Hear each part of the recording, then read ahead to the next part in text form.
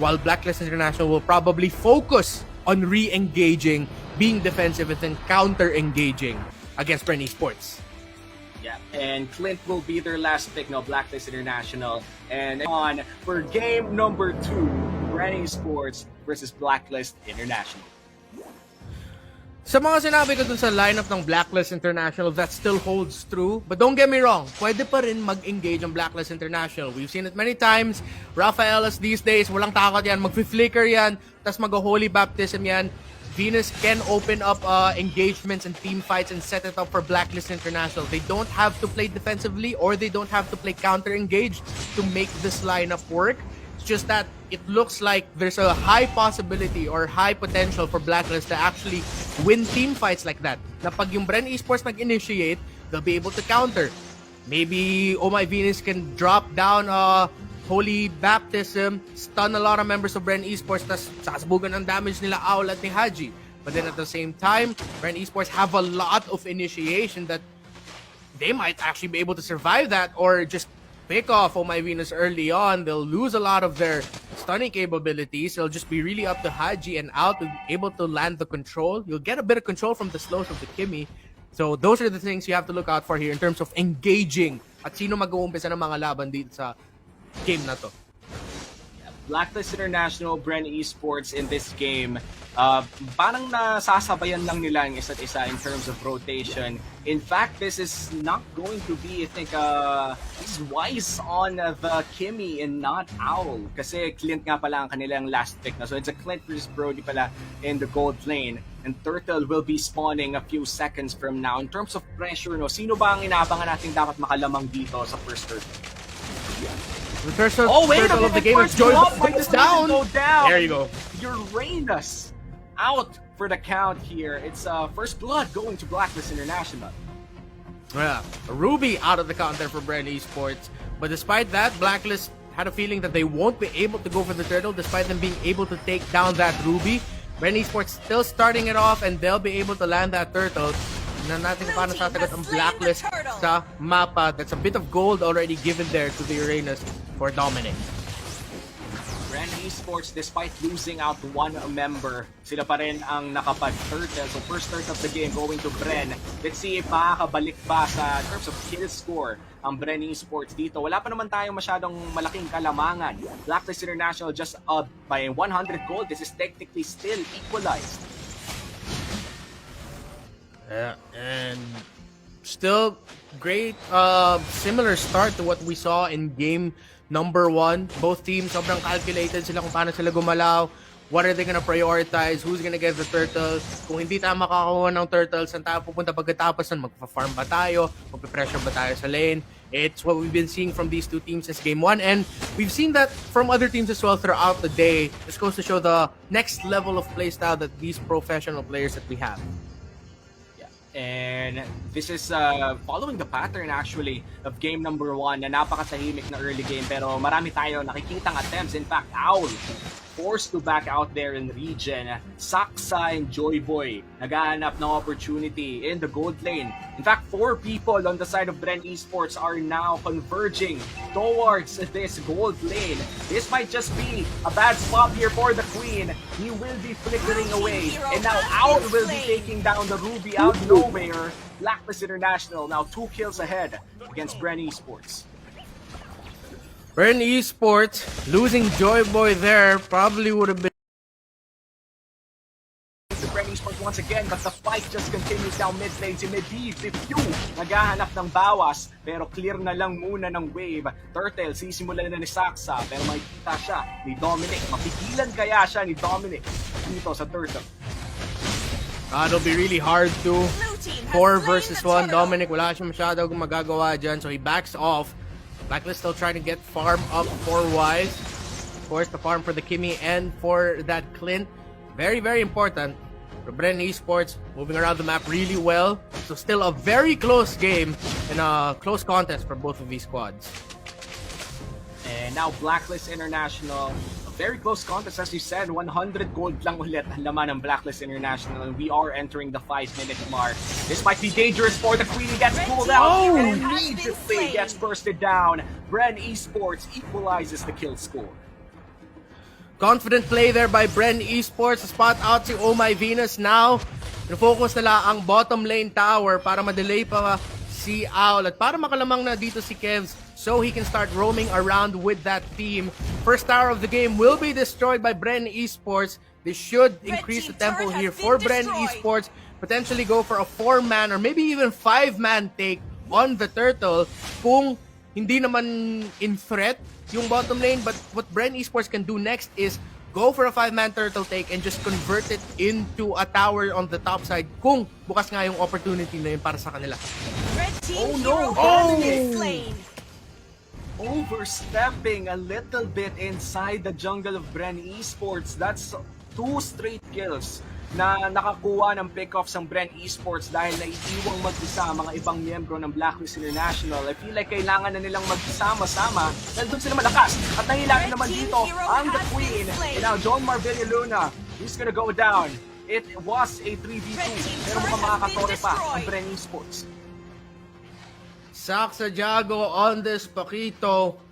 Kenneth Fedelin having a fantastic game so far. You can really see the connection between him and Joyboy, how they're roaming around together in the map. Great timings for both of them. Kev's also having another great start to his game, and now with 2 kills to boot. 2 kills, 0 deaths, 1 assist for John Kevin Stojero. Turtle is up, Saxa gets it again. Look at the disgusting damage coming in from Few here.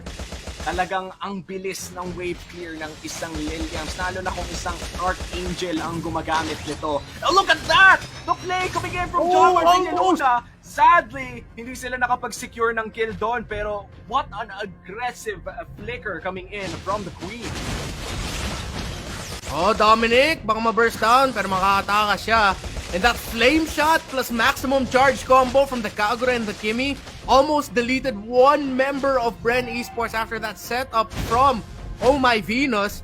Pero nakalayas daw ng mga miyembro ng Bren Esports na iwasan nila ang damage ng Blacklist. Muntikan na yun maging long-range pick-off para sa Blacklist.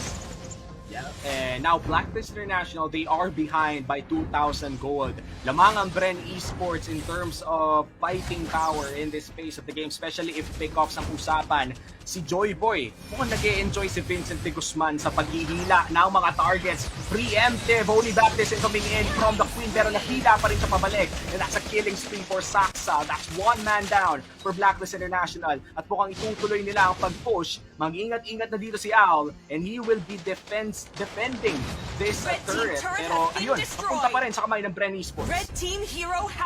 Blacklist International will be stuck in defensive mode for a long time. Na-pick off nga dun si Wise sa mid lane. I believe that was a kill for the Lilia on the hands of Few. So now Bren Esports, 20 seconds bago mag-spawn yung Lord. Meron silang good chance na kunin yung Lord na to na walang problema. But with Oh My Venus back in the map, Wise will be back in 3 seconds. Blacklist will still be able to contest it if Bren decide to position for the Lord. It's just gonna be up to Bren Esports to apply pressure in another part of the map. Mag-split push sila, let a minion wave push. But look at that, Blacklist International handling the minion waves well. In one of the bottom lanes, si Kev's trying to force that bottom minion wave to push. That opens a reaction for Owl to clear and opens up the Lord for Bren Esports. What a play there also by Few dun sa mid lane. Yeah, nice play from Few. Actually denies the entire contest of Blacklist International for the first Lord of the game. So all of the turtles actually napunta sa kamay ng Bren Esports at ang pinakaunang Lord din ay napunta sa kamay ng M2 World Champions. The M3 World Champions right now has been on the defensive side for the past few minutes at lumalaki na rin ang gold lead ng Bren.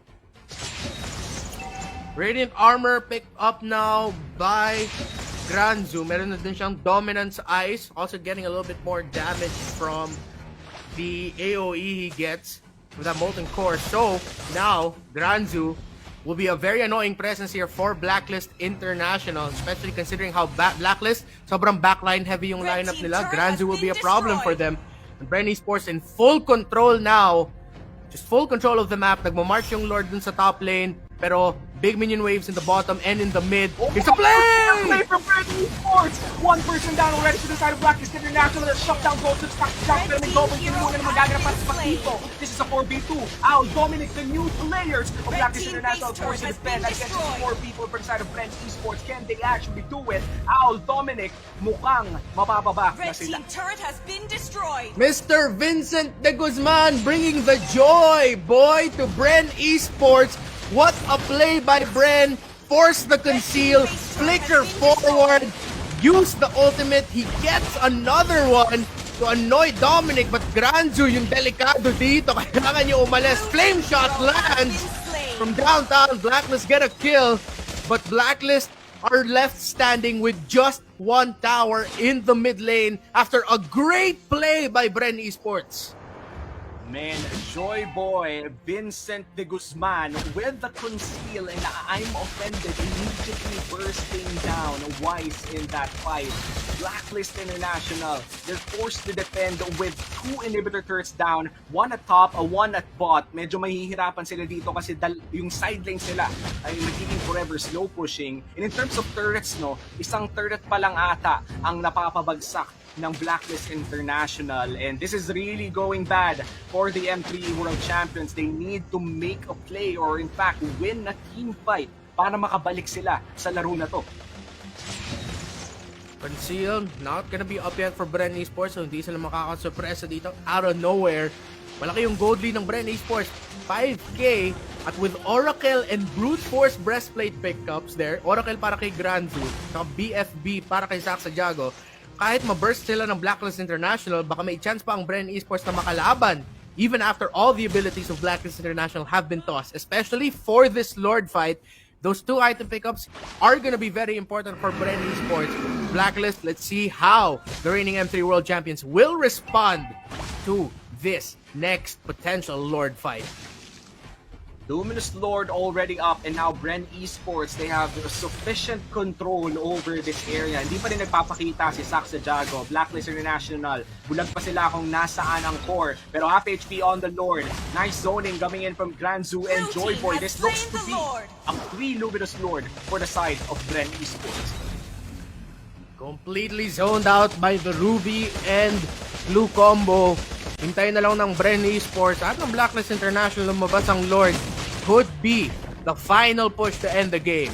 If Blacklist International will be able to clear the waves, there's a really good chance mawawalan sila ng Torre, but they might still be able to hold on. Bren Esports on the other hand, with a relatively comfortable gold lead, high chance na pwede na nila tapusin ang laro na to with this marching Lord coming in the top lane. Bren Esports trying to control the minion waves in the middle. Sino ang magwawagi sa siege na ito?